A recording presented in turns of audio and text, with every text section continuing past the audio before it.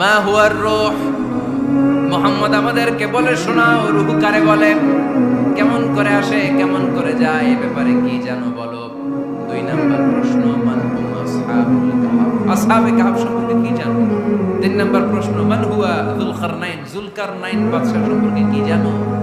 আল্লাহর হাবিব সাল্লাল্লাহু আলাইহি ওয়াসাল্লাম বললেন গাদান উজিবুকুম, আগামীকাল বলে দেব। কি বললেন? সবাই বলেন উত্তরে কি বললেন? আগামীকাল বলে দেব। তো আগামীকাল সবাই এসে হাজির। বলো, 3টা প্রশ্ন রেখেছিলাম গতকাল, উত্তর বলো। আল্লাহর হাবিব সাল্লাল্লাহু আলাইহি ওয়াসাল্লাম বলতে পারলেন না, কারণ ওহী আসেনি। তিনি ছিলেন ওহী নির্ভর, ডিপেন্ডেন্ট অন ওয়াহি, dependent on revelation, guided by the ওয়াহি। তিনি এর পরের দিনে বললেন গাদান উজিবুকুম, আগামীকাল বলবো। এর পরের দিনে এরা এসে হাজির, উত্তর নাই। আল্লাহর হাবিব সাল্লাল্লাহু আলাইহি ওয়াসাল্লাম আবারও বললেন গাদান উজিবুকুম, আগামীকাল বলবো। এর পরের দিনে এরা এসে হাজির। এরকম 1 দিন 2 দিন 3 দিন নয়, টানা 15 দিন আল্লাহর হাবিব সাল্লাল্লাহু আলাইহি ওয়াসাল্লামের প্রশ্নগুলোর উত্তর করতে পারেন। আল্লাহর হাবিব সাল্লাল্লাহু আলাইহি ওয়াসাল্লামের নবুয়তী জিন্দেগিতে এত বিব্রতকর পরিস্থিতিতে তিনি কখনো পড়েন নাই।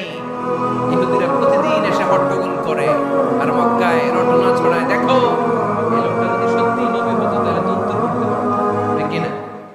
যেহেতু উত্তর করতে পারে না, আসলে সে আসল নবী নয়, সে ভণ্ড নবী, মিথ্যা নবী। পড়েন না আউযুবিল্লাহ। 15 দিন পরে আল্লাহ আয়াত নাযিল করলেন, ওয়ালা তাকুলান্না লিশাইইন ইন্নী ফাইলুন যালিকা গাদা ইল্লা আইয়াশা আল্লাহ। ও নবী, ভবিষ্যতের ব্যাপারে সামনে থেকে যখন আপনি ওয়াদা দিবেন, ওয়াদা দেওয়ার সময় ইনশাআল্লাহ শব্দটা মিলিয়ে দিবেন।